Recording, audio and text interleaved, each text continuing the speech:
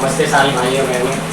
आज मैं आपको कक्षा 10वीं का विज्ञान पाठ पहला रासायनिक अभिक्रिया के कुछ महत्वपूर्ण टॉपिक के बारे में बताऊंगा, जिसका बोर्ड एग्जाम में बहुत ही ज़्यादा इम्पोर्टेंट रोल होता है।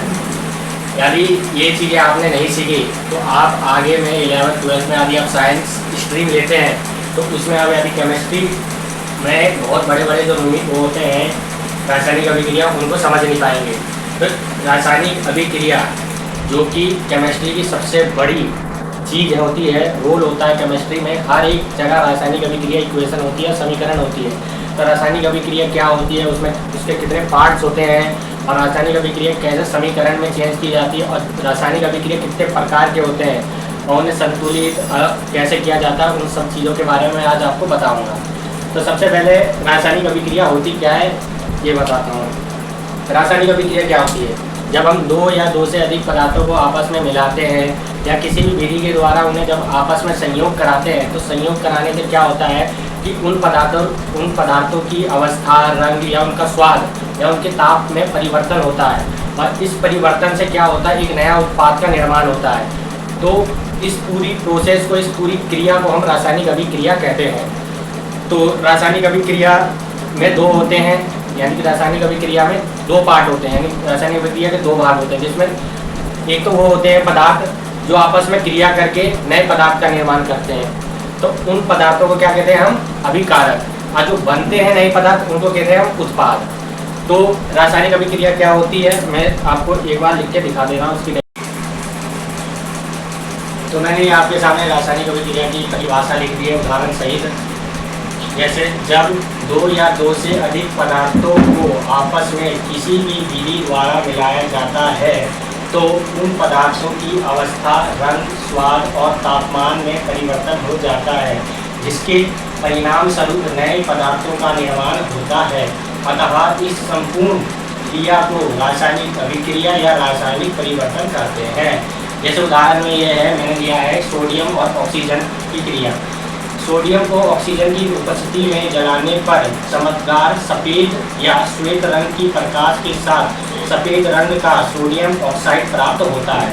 जैसे हम सोडियम होती है, सोडियम रिबन होती है, सोडियम रिबन को जब हम ऑक्सीजन, जैसे खुला वातावरण है, इस खुले वातावरण में हर जगह ऑक्सीजन उपस्थित है, हर जगह ऑक्सीजन उपस्थित, तभी तो हम जी रहे हैं। तो जब हम सोडियम को ऑक्सीजन की उपस्थिति में जलाते हैं तो क्या होता है, एक सफ़ेद सी चिंगारी फेंकती है, सफ़ेद सी चिंगारी, और वो चिंगारी फेंकती है जिससे वो जलती रहती है और नीचे क्या होता है, सफ़ेद चूर्ण गिरता रहता है, इकट्ठा होकर एक सोडियम ऑक्साइड का एक सफ़ेद चूर्ण हमें प्राप्त हो जाता है। तो वही चीज़ होती है। तो ऑक्सीजन की क्रिया हमने सोडियम से कराई तो सोडियम ऑक्साइड बना, जैसे ये रहा 2Na+O2 क्रिया होकर 2NO बना।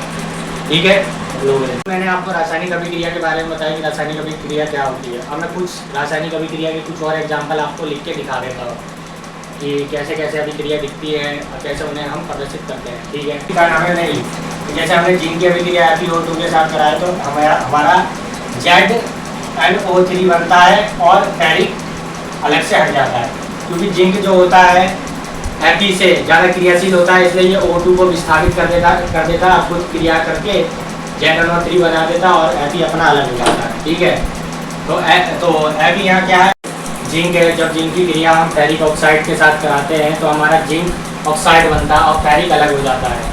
और इसी प्रकार एक और उदाहरण हम लेते हैं, जैसे कि हमने लिया फेरिक यानी कि आयरन। जब हम आयरन की क्रिया जल के साथ कराते हैं, H2O को जल देते हैं के साथ कराते हैं तो मेरी Fe2O4 बनता है, Fe3 बनता है, Fe3O4 और हाइड्रोजन निकलती है। ठीक है, तो यही कुछ उदाहरण है।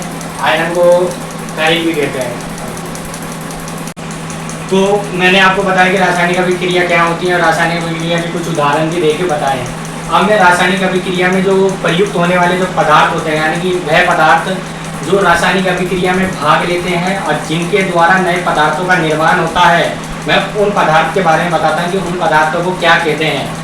तो यहाँ मैंने लिखा है रासायनिक अभिक्रिया में भाग लेने वाले वह पदार्थ जो आपस में क्रिया करके नए पदार्थों का निर्माण करते हैं, अभिक्रिया के अभिकारक पदार्थ कहलाते हैं। यानी कि जब हमने दो पदार्थ लिए, उन दो पदार्थों को आपस में क्रिया कराई, और जब उन दो पदार्थों को आपस में क्रिया कराने पर यदि मुझे एक नया पदार्थ मिलता है, तो वो पदार्थ जिनके द्वारा मेरे को नए पदार्थ मिले हैं, उन पदार्थों को हम अभिकारक कहते हैं। जैसे कि उदाहरण में ये देखिए, जैसे मैंने सोडियम की क्रिया जब ऑक्सीजन के साथ कराई तो मेरे को सोडियम ऑक्साइड प्राप्त हुआ।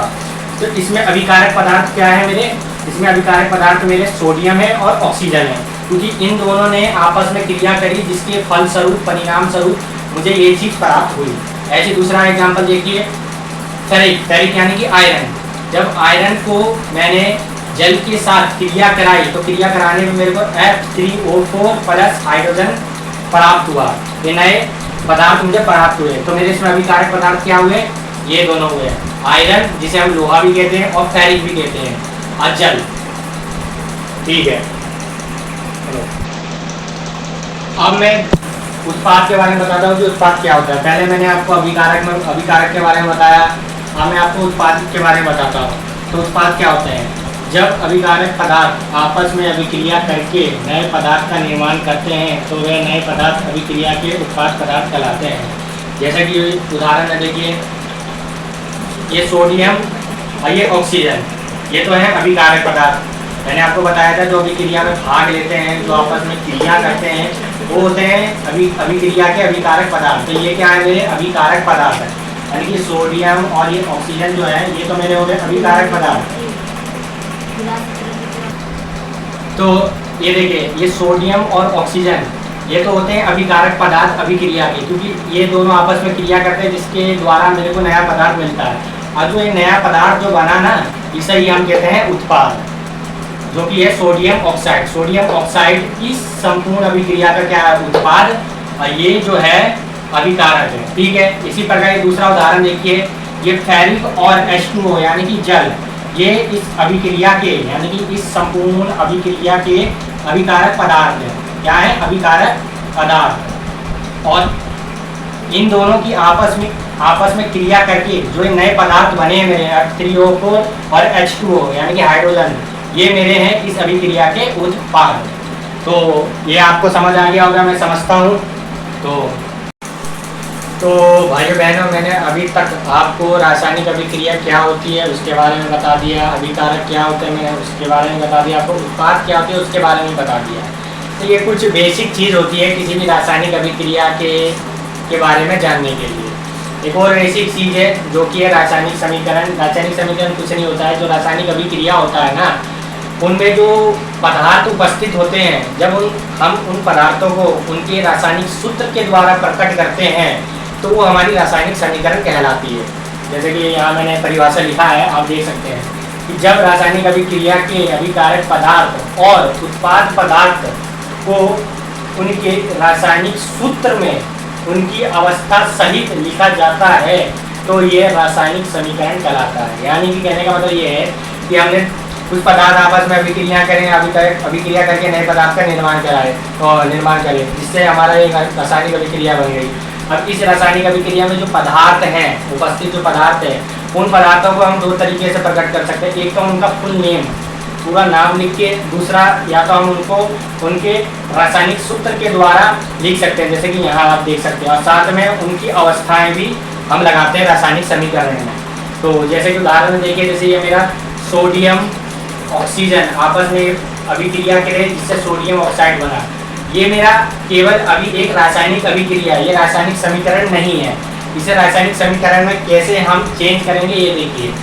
हम जानते हैं सोडियम का रासायनिक सूत्र होता है Na, ऑक्सीजन का होता है O2 और सोडियम ऑक्साइड का होता है NaO। तो अब क्या करेंगे, NaO, O2 और Na को इनकी जगह पे हम रख देंगे। तो मैंने रख दिया सोडियम ऑक्सीजन और NaO यानी सोडियम ऑक्साइड रख दिया। अब साथ में इनकी अवस्थाएं भी लगाई जाती है। अवस्थाएं जैसे कि सोडियम इस अभिक्रिया में किस अवस्था में रहता है? सॉलिड अवस्था में रहता है, और ऐसे भी सॉलिड ही में रहता है वो। और ऑक्सीजन किस अभिक्रिया में? गैसीय अवस्था में। और इन दोनों की अभिक्रिया के फलस्वरूप जो मेरा सोडियम ऑक्साइड बना है वो भी एक सॉलिड अवस्था में, एक ठोस अवस्था में। तो ये ठोस अवस्था में है, ये जलीय अवस्था में है और ये ठोस अवस्था में है, यानी जलीय अवस्था नहीं गैसीय अवस्था होगी। अब दूसरा एग्जाम्पल देखिए, आयरन और जल का क्रिया। तो जब हम आयरन की क्रिया जल से कराते हैं तो हमें प्राप्त क्या होता है, ferrous ferric oxide plus hydrogen प्राप्त होता है। अब इसको हम रासायनिक अभी समीकरण में कैसे प्रदर्शित करेंगे ये भी देखिए। आयरन का रासायनिक सूत्र होता है Fe, जल का रासायनिक सूत्र होता है H2O और फेरस फेरिक ऑक्साइड का रासायनिक सूत्र होता है Fe3O4 और हाइड्रोजन का तो H2O होता है। इनको इनके स्थान पर रख दो, रखने पे देखिए फेरिक प्लस H2O फिर Fe3O4 प्लस H2O। Fe जो है इस अभिक्रिया में सॉलिड अवस्था में है, H2O लिक्विड अवस्था में यानी कि जलीय अवस्था में है, Fe3O4 इसमें सॉलिड अवस्था यानी कि ठोस अवस्था में है और हाइड्रोजन इसमें गैसीय अवस्था में है। तो ये होते हैं रासायनिक समीकरण। कि रासायनिक समीकरण होते कैसे, दिखते कैसे, रासायनिक अभिक्रिया को किस प्रकार से रासायनिक समीकरण में प्रकट करते हैं, दर्शाते हैं, ये इसके बारे में है।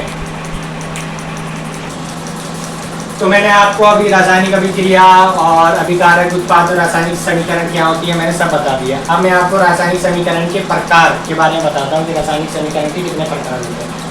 तो रासायनिक समीकरण के दो प्रकार होते हैं, एक होता है असंतुलित रासायनिक समीकरण और दूसरा होता है संतुलित रासायनिक समीकरण।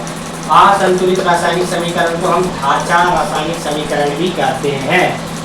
तो असंतुलित रासायनिक समीकरण किसे कहते हैं ये जान लीजिए। वह रासायनिक समीकरण जिसमें बाईं ओर के प्रत्येक तत्वों की परमाणु संख्या दाईं ओर के तत्वों की परमाणु संख्या के बराबर नहीं होती है, वह असंतुलित रासायनिक समीकरण कहलाती है। यानी कि देखिए मैंने एक रासायनिक समीकरण यहाँ लिखा है, देख सकते हैं आप, ये मेरी एक रासायनिक समीकरण है। इसमें बाईं ओर के तत्व कौन है, ये बाईं ओर के तत्व हो गए और दाईं ओर के तत्व कौन हो गए, ये। यानी कि बाईं ओर के तत्वों को हम कहेंगे लेफ्ट हैंड साइड के तत्वों और दाईं ओर के तत्वों को क्या कहेंगे हम, राइट हैंड साइड के तत्व। ठीक है, ये बाईं ओर के तत्व और ये दाईं ओर के तत्व है। अब देखिए बाईं ओर के तत्वों में Fe यानी कि आयरन की परमाणु संख्या 1 है, हाइड्रोजन की परमाणु संख्या 2 है और ऑक्सीजन की 1 है परमाणु संख्या। अब दाईं ओर के में आ जाइए, दाईं ओर में Fe की परमाणु संख्या 3 है, ऑक्सीजन की 4 है और हाइड्रोजन की 2 है। तो आप देख सकते हैं ध्यान से कि बाईं ओर में जो आयरन है उसकी तो परमाणु संख्या 1 है, लेकिन बात करें हम दाईं ओर की तो वहाँ तो 3 है, तो ये तो दोनों बराबर हो गए नहीं। अब हाइड्रोजन में भी देखिए, हाइड्रोजन बाईं ओर 2 है तो दाईं ओर भी 2 है, दोनों तरफ 2 है। और ऑक्सीजन जो है बाईं ओर 1 है लेकिन ऑक्सीजन दाईं ओर 4 है। तो इसमें आप देख सकते हैं कि फेरिक और ऑक्सीजन यानी कि आयरन और ऑक्सीजन इन दोनों तत्वों की परमाणु संख्या दाईं और बाईं ओर अलग अलग है। तो ये जो मेरी जो रासायनिक समीकरण हो क्या कहलाई, असंतुलित रासायनिक समीकरण कहलाई। यानी कि असंतुलित रासायनिक समीकरण वह समीकरण होते हैं जिनमें दोनों ओर के तत्वों की परमाणु संख्या बराबर नहीं होती है। तो असंतुलित रासायनिक समीकरण आपको समझ आ गया होगा। अब दूसरी समीकरण जिसे हम कहते हैं संतुलित रासायनिक समीकरण। संतुलित रासायनिक समीकरण इसी का उल्टा होता है, यानी जिसमें इसमें बराबर नहीं होते हैं तो उसमें बराबर होंगे। देखिए वह रासायनिक समीकरण जिसमें बाईं ओर के प्रत्येक तत्वों की परमाणु संख्या दाईं ओर के तत्वों की परमाणु संख्या के बराबर होती है वह संतुलित रासायनिक समीकरण कहलाती है। तो संतुलित रासायनिक समीकरण क्या होती है आप समझिए। संतुलित रासायनिक समीकरण क्या होती है, इसमें दोनों ओर के तत्वों की परमाणु संख्या क्या होती है, बराबर होती है। जैसे मैंने उदाहरण में एक रासायनिक समीकरण ले लिया है, तो बाईं ओर के ये तत्व हैं, बाईं ओर में जिंक की संख्या कितनी है, परमाणु संख्या 1 है। हाइड्रोजन की परमाणु संख्या कितनी है, 2 है। सल्फर की कितनी है, 1 है। ऑक्सीजन की कितनी है, 4 है। अब आप बात करते हैं हम दाईं ओर यानी राइट हैंड साइड। और राइट हैंड साइड में देख लेते हैं तो दाईं ओर जिंक की संख्या कितनी है, परमाणु 1। सल्फर की कितनी है, परमाणु 1। ऑक्सीजन की कितनी है, 4। हाइड्रोजन की कितनी है, 2।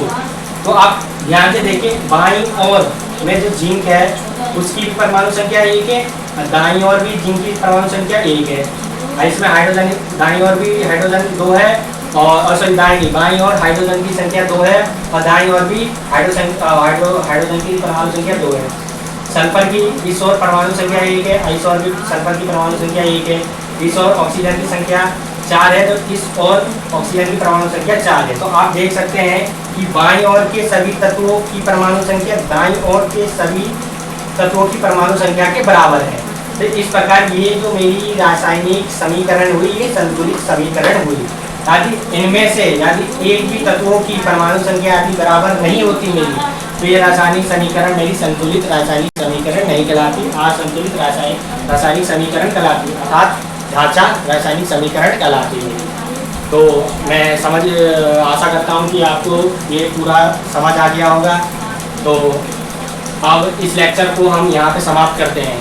अब अगली लेक्चर में हम रासायनिक समीकरण जो कि संतुलित अवस्था में रहती है, तो उसे हम असंतुलित अवस्था में रहती है, तो उसे हम संतुलित अवस्था में कैसे लाएं, उसके बारे में हम पढ़ेंगे, विधियाँ जानेंगे उसकी। ठीक है, नमस्ते।